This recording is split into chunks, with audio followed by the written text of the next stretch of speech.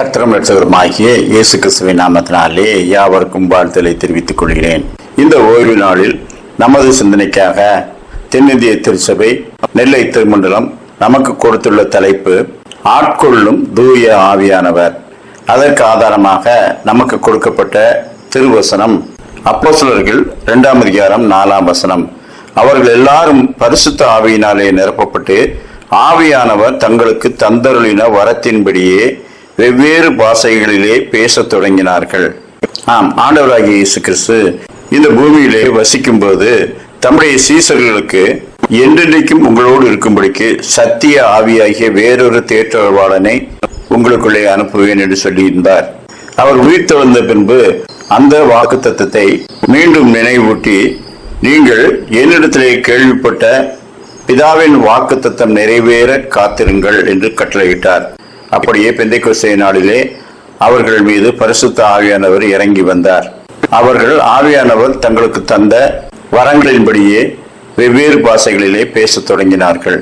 அப்படியானால் முதலாவதாக பரிசுத்த ஆவியானவர் ஆட்கொண்ட ஒரு வரலாற்றை நாம் வாசிக்கின்றோம். தூய ஆவியானவர் எதற்காக கொடுக்கப்படுகிறார்? ஆண்டவர் சொல்லுகின்றார், பரிசுத்தாவி உங்களிடத்திலே வரும்போது நீங்கள் பலன் அடைவீர்கள். அப்படியானால் பரிசுத்தாவி உங்களிடத்திலே வரும்போது நீங்கள் புத்தென்று விழமாட்டீர்கள், ஆவிக்குரிய ஒரு பலத்தை அடைந்து சாட்சிகளாய் இருப்பீர்கள். ஆவியானவர் நாம் அவருக்கு சாட்சிகளாய் இருக்கும்படிக்கு தந்தரப்படுகின்றார். அவர் பலம் அளிக்கிற ஆவியானவர், திடப்படுத்துகிற ஆவியானவர். ரோமர் 15ஆம் அதிகாரம் 13ஆம் வசனம், பரிசுத்த ஆவியின் பலத்தினாலே உங்களுக்கு நம்பிக்கையை பெருகும்படிக்கு நம்பிக்கையின் தேவன் விசுவாசத்தினால் உண்டாகும் எல்லாவித சந்தோஷத்தினாலும் சமாதானத்தினாலும் உங்களை நிரப்புவாராக. பரிசுத்த ஆவியின் பலத்தினாலே விசுவாசம் பெருகும், நம்பிக்கை பெருகும். நம்முடைய விசுவாசமே உலகத்தை ஜெயிக்கிற ஜெயம். அந்த விசுவாசத்தை தந்தருளும்படிக்கு பரிசுத்த ஆவியானவர் வருகிறார். அவருடைய பலத்தினாலே நம்பிக்கை பெருகும். திருச்சபையிலே ஏற்படுத்துகிற பலவிதமான பதவிகளை குறித்து பவுல் அப்போஸ்தலன் இப்படி எழுதுகிறார். எபேசியர் 4ஆம் அதிகாரம் 12-13 வசனங்கள். பரிசுத்தவான்கள் சீர் பொருந்தும் பொருட்டு சுவிசேஷ ஊழியத்தின் வேலைக்காகவும் கிறிஸ்துவின் சரீரமாகிய சபையானது பக்தி விருத்தி அடைவதற்காகவும் அவர் சிலரை அப்போஸ்தலராகவும் சிலரை தீர்க்கதரிசிகளாகவும் சிலரை சுவிசேஷகராகவும் சிலரை மேய்ப்பராகவும் போதகராகவும் ஏற்படுத்தினார். பரிசுத்தவான்கள் சீர் பொருந்த பண்ணும் பொருட்டு சுவிசேஷ ஊழியத்தை செய்யும்படிக்கு சபையானது பக்தி விருத்தி அடைவதற்காக பரிசுத்த ஆவியானவர் தந்தருளப்படுகிறார். அப்படியானால் ஆவியானவர் பொழிந்தருளப்படும் போது அவர்களுக்குள்ளே ஒருமைப்பாட்டின் ஆவியாக அவர் ஊற்றப்படுகிறார். சுவிசேஷ ஊழியத்தின் வேலையை செய்வதற்காக எந்த ஊழியம் செய்யாமல் நான் வரங்களை பெற்றிருக்கிறேன் என்று ஒருவர் சொன்னால் அது பொய்யான ஒன்று. கிறிஸ்துவின் சபையை பக்தி விருத்தி அடைய செய்யாமல் தன்னுடைய சுய பிரகடனத்துக்காக ஆவியை பெற்றிருக்கிறேன் என்று ஒருவர் சொன்னால் அது பொய்யானது. பரிசுத்த ஆவியானவர் ஒவ்வொருவருக்கும் ஒவ்வொரு பங்கை திருச்சபையிலே கொடுத்திருக்கிறார். அப்படியானால் சுவிசேஷ ஊழிய வேலையை செய்யாதவனுக்கு எந்த வரத்தையும் ஆண்டவர் கொடுக்க வேண்டிய அவசியம் இல்லை. யுத்தத்துக்கு போகிறவனுக்கு தான் ஆயுதங்கள் கொடுக்க வேண்டும். யுத்தத்துக்கு போகாமல் எங்கோ பின்னணியில் இருப்பவனுக்கு ஆயுதம் தேவையில்லை.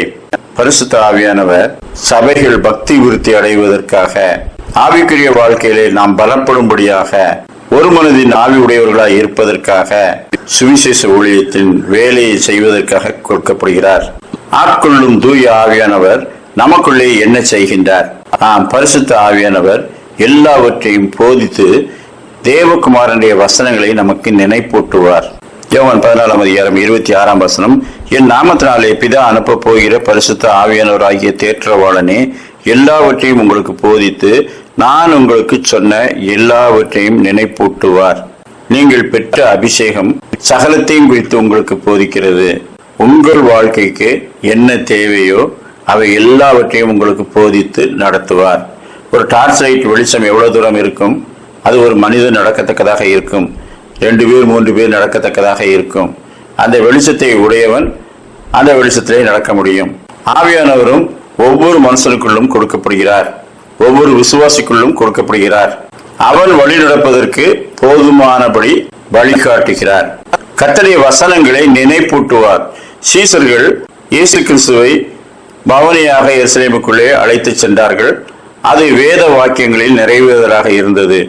ஆனால் அதை செய்யும் போது அவர்களுக்கே தெரியவில்லை தாங்கள் வேத வசனத்தை நிறைவேற்றுகிறோம் என்பதை அறியாமலே செய்தார்கள். அதைத்தான் இவர்களை துவக்கத்திலே அவருடைய சீசர்கள் அறியவில்லை. ஆனால் தேவகுமாரன் மகிமைப்பட்டு பரிசுத்த ஆவியானவர் பொழிந்தருளப்பட்ட போது அவர்கள் வேத வசனங்களில் இப்படி சொல்லப்பட்டிருக்கிறதையும் தாங்கள் அவருக்கு இப்படி செய்ததையும் நினைவு கூர்ந்தார்கள். நம் வாழ்க்கையிலே கிரியை செய்கிற தேவகுமாரன் பரிசுத்த ஆவியானவர் அவர் செய்கிறவைகளை வேத வசனத்தோடு நமக்கு நினைப்பூட்டி நமக்கு காட்டுகின்றார். மூன்றாவது, தேவகுமாரனை குறித்து சாட்சி கொடுப்பார், குமாரனை மகிமைப்படுத்துவார். யோவான் 15:26, பிதாவினிடத்திலிருந்து நான் உங்களுக்கு அனுப்ப போகிறவரும் பிதாவினிடத்திலிருந்து புறப்படுகிறவருமாகிய சத்திய ஆவியான தேற்றரவாளன் வரும்போது அவர் என்னை குறித்து சாட்சி கொடுப்பார்.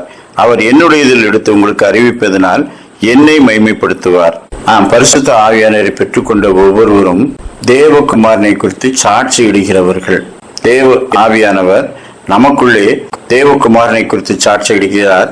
அந்த சாட்சியை நாம் மற்றவர்களுக்கு சொல்லும்படிக்கு கிருபை செய்கிறார். அதைத்தான் பரிசுத்த ஆவி உங்களுக்குள்ளே வரும்போது நீங்கள் பலனடைந்து சாட்சிகளாய் இருப்பீர்கள். அருகில் இருப்பவர்கள், தூரத்தில் இருப்பவர்கள், வெகு தூரத்தில் இருப்பவர்கள், அதைத்தான் எருசலேமிலும் யூதேயாவிலும் உலகமெங்கும் நீங்கள் சாட்சிகளாய் இருப்பீர்கள் என்று சொல்லுகின்றார். அப்படியானால் நாம் சாட்சியுள்ள ஒரு வாழ்க்கையை வாழும்படிக்கு பரிசுத்த ஆவியானவர் நமக்குள்ளே கொடுக்கப்படுகிறார். அவர் தேவகுமாரனை குறித்து சாட்சி கொடுக்கின்றார். நம்முடைய கர்த்தராகிய இயேசு கிறிஸ்துவை அறிகிற அறிவிலே வளருங்கள். தேவகுமாரனோடு நமக்குள்ள உறவு ஒவ்வொரு நாளும் வளர்ந்து கொண்டே போகும்படி செய்கிறார். தேற்றரவாளனாகிய பரிசுத்த ஆவியானவர் நமக்குள்ளே நம்பிக்கையை பெருக பண்ணி தேவகுமாரனை குறித்து சாட்சியிடுகிறார். மற்றவர்களுக்கு நாம் சாட்சியிட நம்மை நடத்துகிறார். நான்காவது, பரிசுத்த ஆவியானவர் இந்த உலகத்தை கண்டித்து உணர்த்துவார். யோவான் 16:8 அவர் வந்து பாவத்தை குறித்தும் நீதியை குறித்தும் நியாய தீர்ப்பை குறித்தும் உலகத்தை கண்டித்து உணர்த்துவார். ஆவியானவர் ஒருவனுக்குள்ளே இருந்தால் அவன் அநீதியோடு ஒத்து போக மாட்டான். அவர் பாவத்தையும் அக்கிரமத்தையும் கண்டித்து உணர்த்துகிறவர். ஒரு மனுஷனுக்குள்ளே அவன் தீமை செய்யும் போது அவனை கண்டித்து உணர்த்துகிறார். இந்த உலகத்தை அவன் வாயினாலே கண்டித்து உணர்த்துகிறார். 2 கொரிந்தியர் 6:14-16, நீதிக்கும் அநீதிக்கும் சம்பந்தம் ஏது? ஒளிக்கும் இருளுக்கும் ஐக்கியம் ஏது? கிறிஸ்துவுக்கும் பேலியாளுக்கும் இசைவேது? தேவனுடைய ஆலயத்துக்கும் விக்கிரகங்களுக்கும் சம்பந்தம் ஏது? அநீதியோடு ஒத்து போகிறவர்கள் ஆவியை பெற்றவர்கள் அல்ல. ஆவியானவர் ஒருவனுக்குள்ளே இருந்தால் அவர் கண்டித்து உணர்த்துவார். எனவே அநீதியோடு ஒப்புரவு செய்ய நம்மை சொல்லவில்லை, அநீதிக்கு எப்பொழுதும் எதிர்த்து நிற்க சொல்லுகின்றார். 5வது, சகல சத்தியத்துக்குள்ளும் நம்மை நடத்துகிறவர். யோவான் 16:13, சத்திய ஆவியாகி அவர் வரும்போது சகல சத்தியத்துக்குள்ளும் உங்களை நடத்துவார், வரப்போகிற காரியங்களை உங்களுக்கு அறிவிப்பார். அப்படியானால் வரப்போகிற காரியங்களை சொல்லுகிறவர் என்றால் ஜோசியம் சொல்லுகிறவரா அல்லது வேறு யாருடைய வாழ்க்கையிலும் என்ன நடக்கப் போகிறது என்று சொல்லுகிறவரா? நாம் நடக்க வேண்டிய வழியை நமக்கு போதித்து அந்த வழியிலே எதிர்ப்படுகிறவைகள் என்ன, அதை நாம் எப்படி மேற்கொள்ள வேண்டும் என்று நமக்குள்ளே இருந்து போதித்து நடத்துகிறவர். நமக்கு வரப்போகிற காரியங்களை சொல்லுகிறவர். இன்னைக்கு அநேக கர்த்தருடைய வருகையை குறித்து இது அப்படி இது இப்படி என்று சொல்லி ஒருவருக்கொருவர் முரண்பாடான காரியங்களை சொல்லிக் கொண்டுதான் இருக்கிறார்கள். ஒவ்வொருவரும் ஆவியானவர் எனக்கு வெளிப்படுத்தினபடி என்று சொல்லுகிறார்கள். ஆனால் கர்த்தருடைய வருகை குறித்து கேள்விப்படும் போதெல்லாம் நாம் செய்ய வேண்டியது என்ன என்று ஆவியானவர் நமக்கு போதித்து நடத்துகின்றார். நீங்கள் ரட்சிக்கப்பட்டிருக்கிறீர்களா? பரிசுத்தமாக உங்களை காத்துக் கொண்டிருக்கிறீர்களா? கர்த்தருக்கு பயப்படும் பயம் நாளுக்கு நாள் உங்களிலே அதிகரித்து கொண்டே போகிறதா? அப்படியானால் நீங்கள் கர்த்தரோடு இருக்கிறீர்கள்.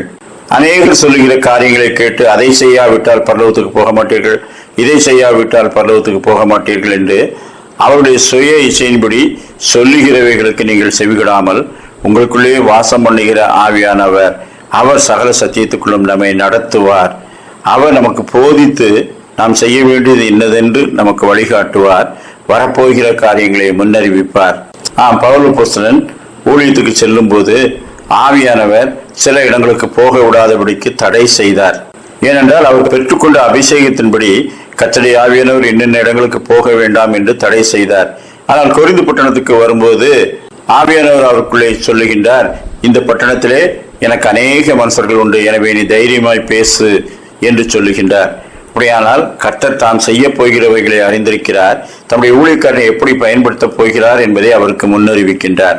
கர்த்தருக்கு ஏற்றவைகளை, நாம் செய்ய வேண்டியவைகளை, நாம் எதிர்கொள்ள வேண்டியவைகளை தேவ ஆவியானவர் நம்மோடு இருந்து நமக்கு வெளிப்படுத்துகிறார்.